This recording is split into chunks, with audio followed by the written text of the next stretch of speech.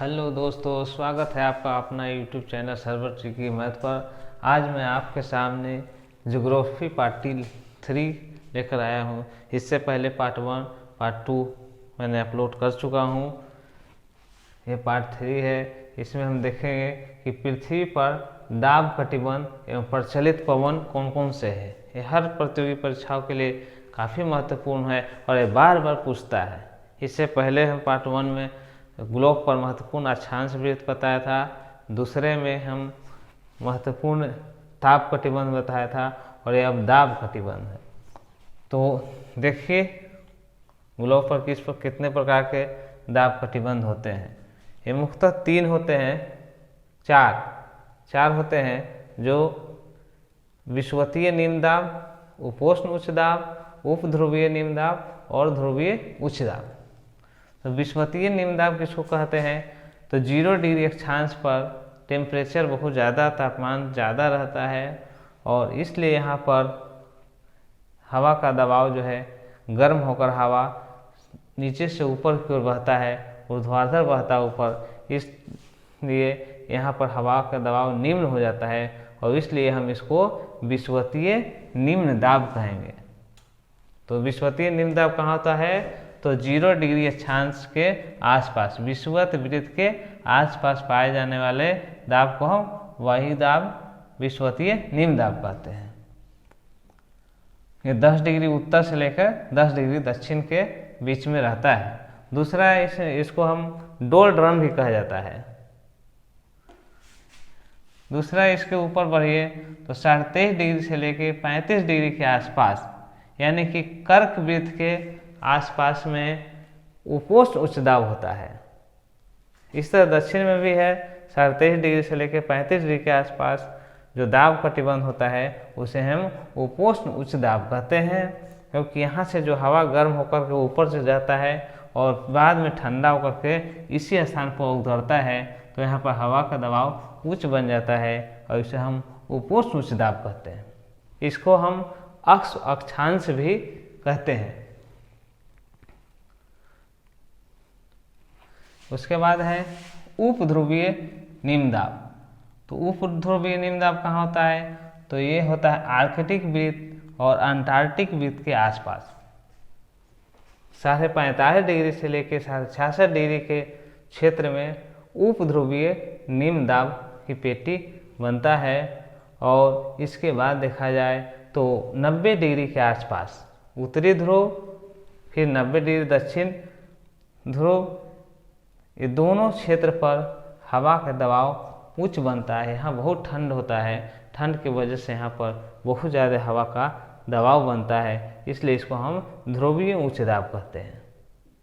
तो हम देखें इसमें वीडियो में कि दाब कटिबंध कितने होते हैं।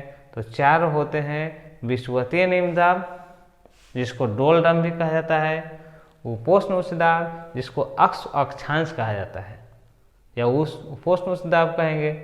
तीसरा है ध्रुवीय उप ध्रुवीय निम्न दाब और चौथा है ध्रुवीय उच्च दाब। इसी के आधार पर प्रचलित पवन या अस्थायी पवन जो होता है, अस्थायी रूप से बहता है, उसको हम अस्थायी पवन कहते हैं। ये कहाँ से चलेगा? तो पवन पहले देख लेते हैं कि पवन किसको कहा जाता है। तो पवन क्या है कि गतिशील वायु को पवन कहते हैं। वायु किसको कहते हैं? तो वायु गैसों का मिश्रण है। वह वायु जब गतिशील होता है तो उसको हम पवन कहते हैं। तो पवन किधर से चलता है? जब भी पवन चलेगा तो उच्च दाब से निम्न दाब की ओर चलता है। तो कहाँ उच्च दाब है? तो उपोष्ण उच्च दाब। तो यहाँ पर उपोष्ण दाब है, तो यहाँ से एक पवन बहेगा, इधर से भी चलता है,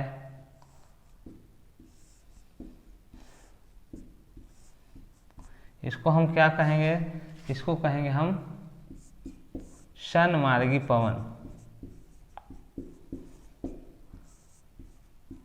षणमार्गी पवन या पूर्वा पवन, षणमार्गी पवन कहा जाता है या पूर्वा पवन। ये कहाँ चलता है?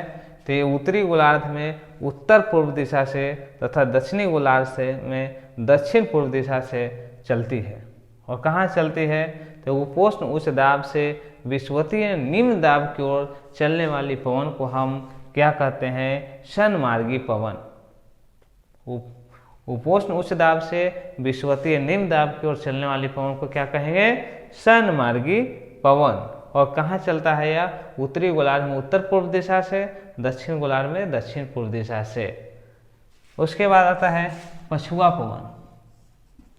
ये पश्चिम से चलता है इसलिए इसका नाम है पछुआ पवन।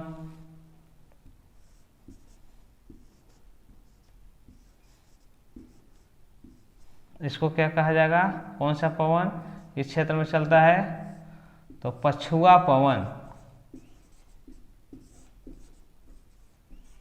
पछुआ पवन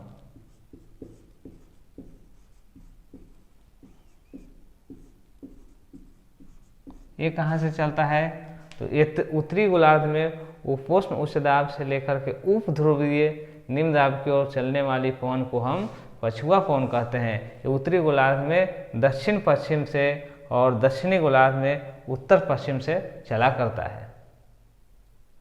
कहाँ से कहाँ चलता है, तो उपोष्ण उच्च दाब से उप ध्रुवीय निम्न दाब की ओर चलता है।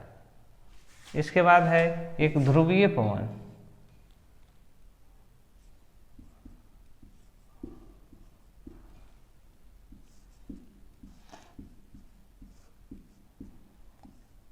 ये कहाँ चलता है, ध्रुवीय पवन।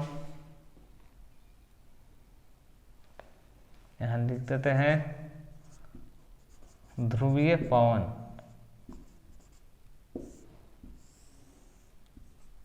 ये ध्रुव पर चलता है। ये उत्तरी ध्रुव में, उत्तरी गोलार्ध में ये 90 डिग्री से लेकर के ध्रुवीय उच्च दाब से लेकर के उप ध्रुवीय निम्न दाब की ओर चला करता है।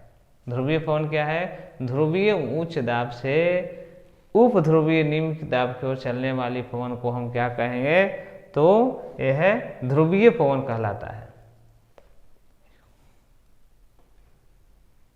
तो हमने देखा कि पवन कितने प्रकार के होते हैं, सन्मार्गी पवन, पछुआ पवन और ध्रुवीय पवन। सन्मार्गी पवन कहाँ चलता है, तो ये उपोष्ण उच्च दाब से विषुवतीय निम्न दाब की ओर।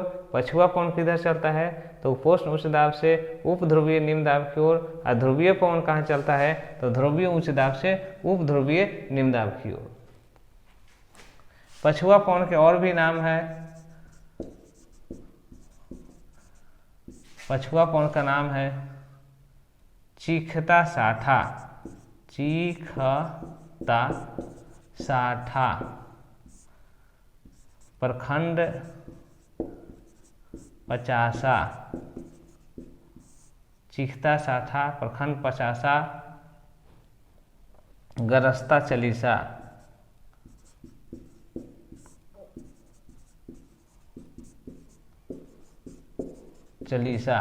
ये चलता है चीखता साठा 60 डिग्री के आसपास, ये चलता है 50 डिग्री के आसपास, ये चलता है 40 डिग्री के आसपास। इस जितने डिग्री पर चलता है उसी के आधार पर इसका नामकरण किया है। गरजता हुआ चालीसा 40 डिग्री पर चलता है, प्रखंड 50 डिग्री, चीखता साठा 60 डिग्री। ये सभी कौन है, तो पछुआ पवन है, यह तेज चलता है। तो हमने इस वीडियो में देखा कि प्रमुख पृथ्वी पर दाब कटिबंध और प्रचलित पवन एक दूसरे से रिलेटिव है। इस चलते इसी वीडियो में मैंने दोनों बता दिया। अगर अच्छा लगा हो तो लाइक कीजिए, शेयर कीजिए, कमेंट कीजिए। अब तक सब्सक्राइब नहीं किए हैं तो सब्सक्राइब कर दीजिए। धन्यवाद।